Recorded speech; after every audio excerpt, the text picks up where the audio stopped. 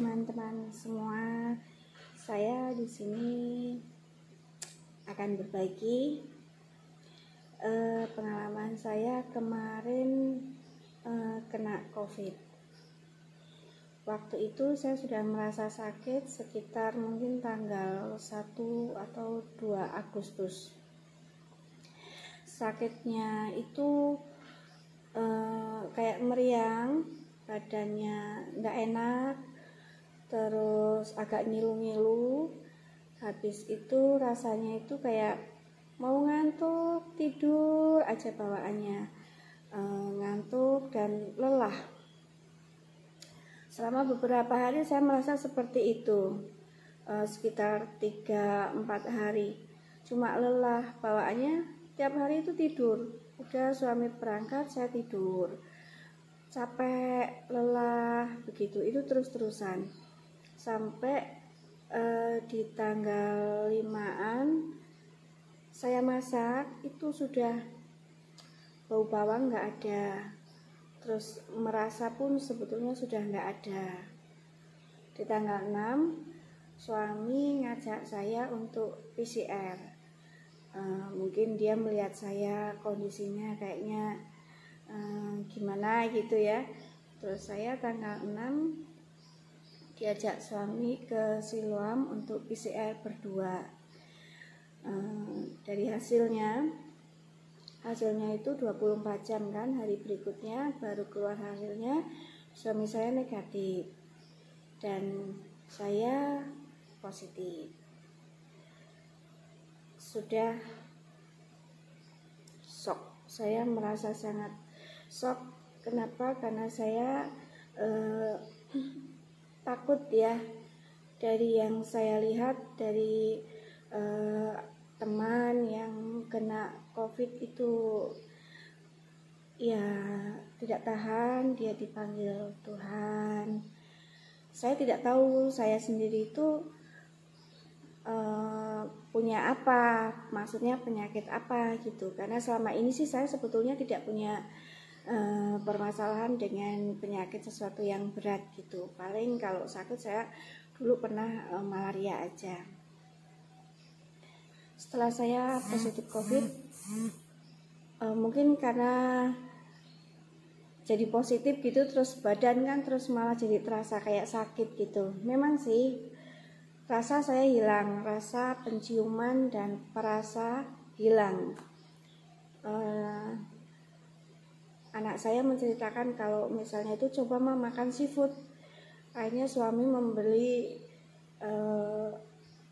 udang, cumi gitu kan, dia masakin.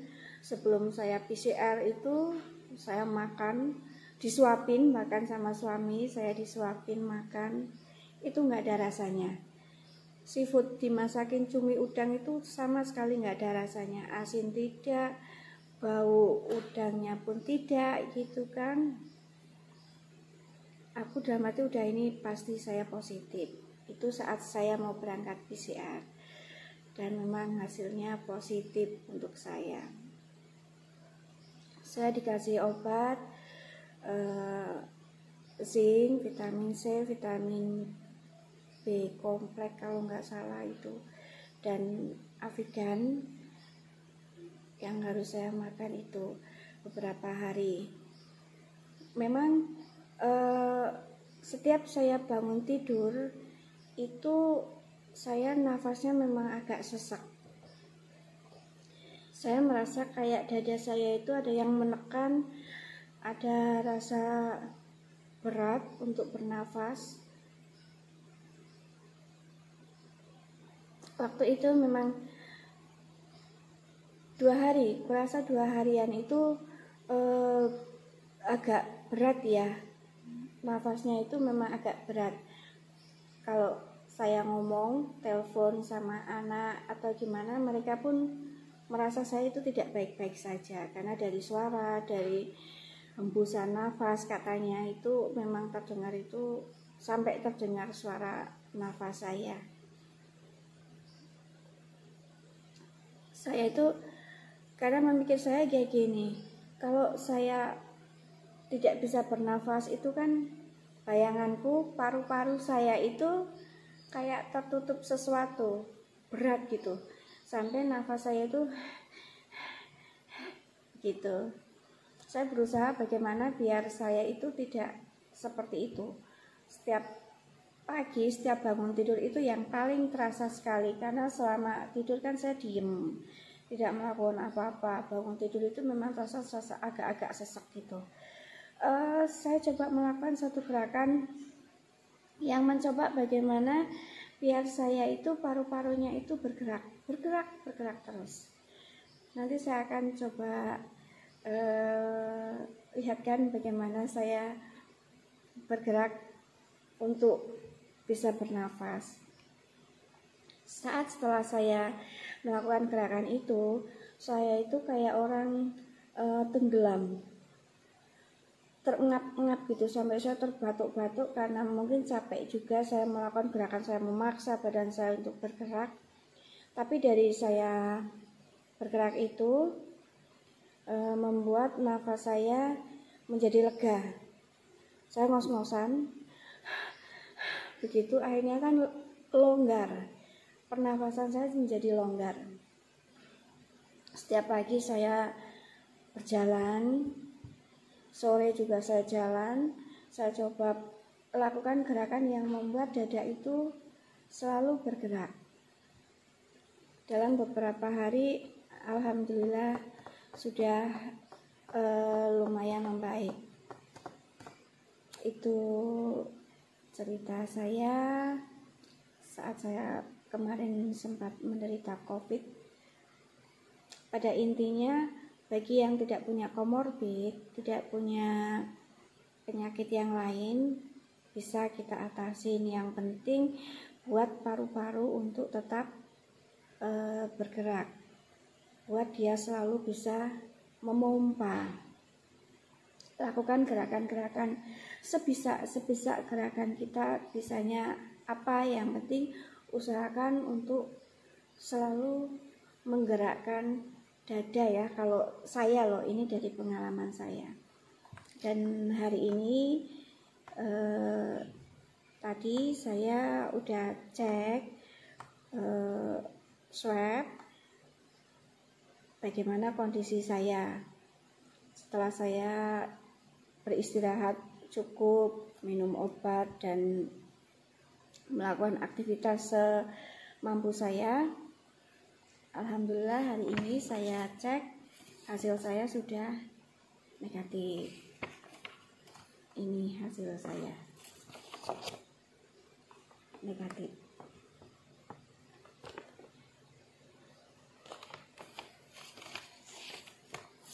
Berita yang sangat menyenangkan dan membedakan buat saya, buat suami, anak-anak dan keluarga saya semuanya. Oh iya, yang jauh sebelum saya menceritakan ini, waktu saya PCR dan tes CT scan, sebetulnya tidak terlalu parah. Akurasi oksigen masih 97, katanya masih bagus. Kemudian paru-paru juga belum tertutup kabut, belum sampai mencapai itu. Untung sebetulnya gini, bila terindikasi kayak hilang penciuman, sakit, itu sebaiknya memang harus ke dokter, karena untuk mengetahui bagaimana kondisi kita. Jangan sampai terlambat, karena kita kan tidak tahu itu ada di dalam kita. Kadang badan terlihat baik-baik saja, tapi di dalamnya kita tidak tahu. Harus diketahui dokter, kurasa ya. Minimal kita tahu kondisi kita, karena itu menyangkut dengan pernafasan dan paru-paru. Kita tidak tahu sejauh mana, sejauh apa si penyakit itu sudah menyerang kita. Alangkah bagusnya bila kita terkena atau kita mendapatkan suatu gejala seperti hilang penciuman, kita sakit, badan nggak enak, terutama kalau rasanya itu kayak ngantuk terus badan itu kayak mudah sekali capek. capek, rasanya itu capek, ngantuk. Terus memang kalau pertama itu kan kayak tenggorokannya sakit, itu udah standar orang kalau mau sakit itu seperti itu. Badan capek, ngantuk, terus hilang penciuman dan rasa, itu udah salah satu ciri khasnya COVID. Lebih baik kita ke dokter untuk mengetahui bagaimana kondisi kita. Jangan sampai kita terlambat, kita anggap itu penyakit biasa-biasa saja, dia sudah terlalu jauh menyebar.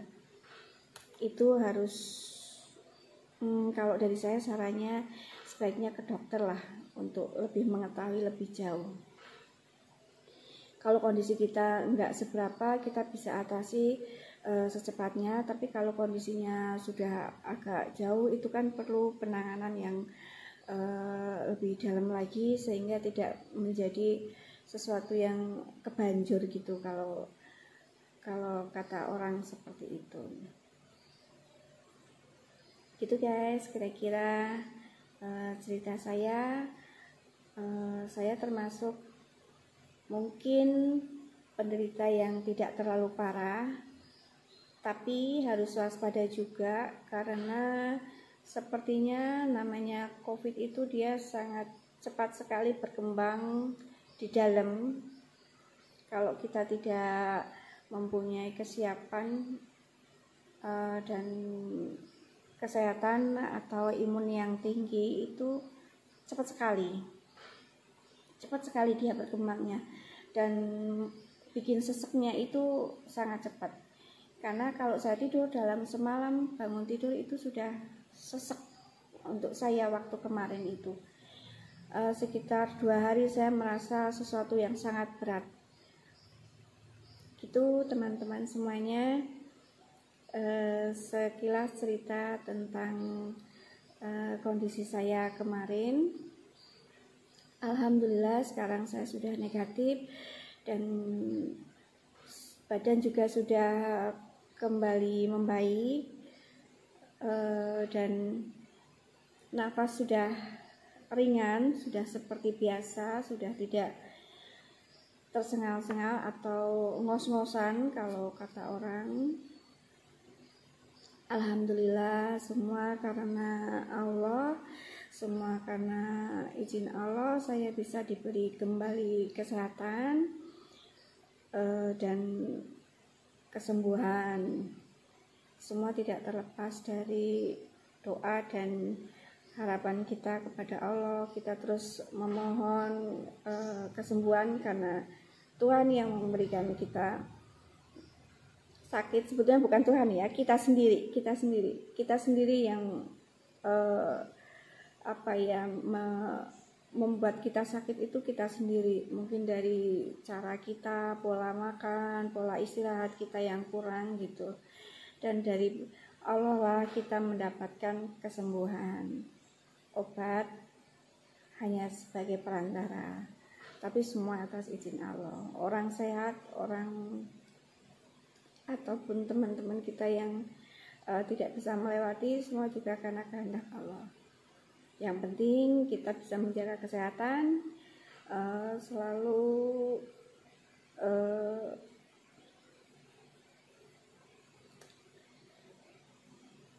memakai masker, terutama karena kita tidak tahu dengan siapa atau dengan udara yang kita ini. Saat kondisi kita lagi tidak fit, itu kita bisa dapat dari mana aja, dan kita juga tidak tahu saya itu tertular dari siapa. Tidak bisa di ini ya, karena waktu itu kondisi saya itu saya di rumah. Saya waktu itu saya di rumah. Saya sakitnya itu saya di rumah. Saya nggak merasa bertemu dengan siapa yang orang kena COVID, saya tidak tahu. Gitu teman-teman. Jadi ya, pokoknya untuk siapa saja, jaga kesehatan, jaga imunitas, tidur istirahat yang cukup, makan makanan yang bergizi, makan yang menyehatkan. Makanan menyehatkan tidak harus mahal. Tempe tahu itu sudah juga menyehatkan. teman-teman semuanya. Terima kasih atas atensi perhatian mendengarkan berbagi pengalaman saya. Buat teman-teman yang mungkin mengalami hal yang sama seperti saya, bisa komen-komen apa yang Anda rasakan, apa yang Anda lakukan gitu, sehingga bisa membagi bersama teman-teman yang lain yang mungkin sedang mengalami kondisi sama seperti kita kemarin itu. Apa yang harus dilakukan itu di saat kena COVID itu? Jangan diam, jangan hanya tidur aja, tapi lakukan sesuatu gerakan-gerakan yang membuat kita itu bisa memacu paru-paru untuk bergerak, entah itu dengan olahraga, lari-lari kecil, jalan, ataupun apa aja. Alhamdulillah saya bisa melewati COVID selamat, sehat. Semoga begitu juga buat teman-teman yang sedang sakit, semoga cepat sembuh, semoga cepat sehat. Tetap optimis pokoknya, jangan berpikir yang tidak-tidak, jangan takut sesuatu. Namanya hidup mati itu dari tangan Tuhan, di tangan Allah. Kalau kita lewat dalam kondisi seperti ini, itu memang sudah kehendak Allah. Tapi berusahalah sebelum segala sesuatunya itu terlanjur, berusahalah selagi kita masih bisa berusahalah berolahragalah, apa aja, lakukan gerakan sesuatu yang bisa membuat kita itu berkeringat, bergerak gitu ya teman-teman. Nanti saya akan coba lakukan apa yang aku lakukan di saat saya itu kesulitan bernafas. Gerakan itu sangat mudah, meskipun sangat mudah, harus dilakukan. Begitu. Oke, kita jumpa lagi nanti sambil kita sama-sama melakukan satu gerakan olahraga ringan, kecil, tapi sangat membantu. Halo teman-teman semua. Waktu saya terkena COVID kemarin, sempat juga saya nafasnya agak susah. Saya berusaha membuat dada saya itu selalu bergerak agar paru-parunya itu bisa bergerak ya. Menurut saya, bagi teman-teman yang sedang mengalami sakit COVID, kesusahan untuk bernafas, cobalah belajar ambil nafas yang dalam, lakukan gerakan-gerakan yang memompa paru-paru. Itu menurut saya seperti itu dari pengalaman yang kemarin saya lalui, seperti itu. Setiap hari saya lakukan gerakan-gerakan kecil yang dimana pada intinya itu kita belajar memompa udara, kita bantu paru-paru kita untuk bekerja. Karena apa? Waktu itu dari pengalaman saya hanya diem, saya tidur, saya semakin tidak bisa bernafas. Tapi setelah saya melakukan gerakan-gerakan kecil, gerakan ringan yang menurut saya itu ternyata sangat membantu. Lakukan gerakan apa aja, itu yang saya lakukan kemarin seperti ini. Setiap saya bangun tidur, saya melakukan gerakan seperti ini.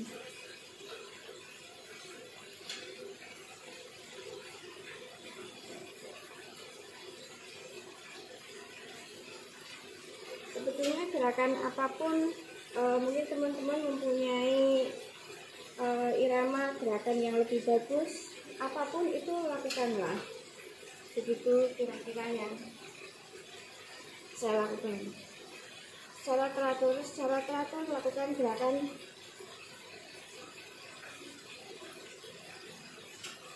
terus menerus sebanyak yang kalian bisa. Ambil nafas, buang nafas. Gerakan kayak orang menunggu.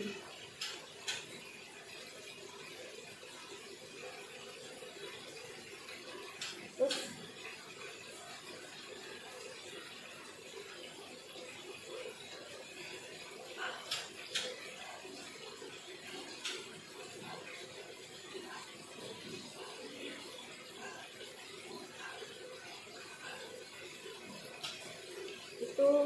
gerakan yang saya lakukan kemarin, teman-teman, yang membantu pernafasan saya lebih baik.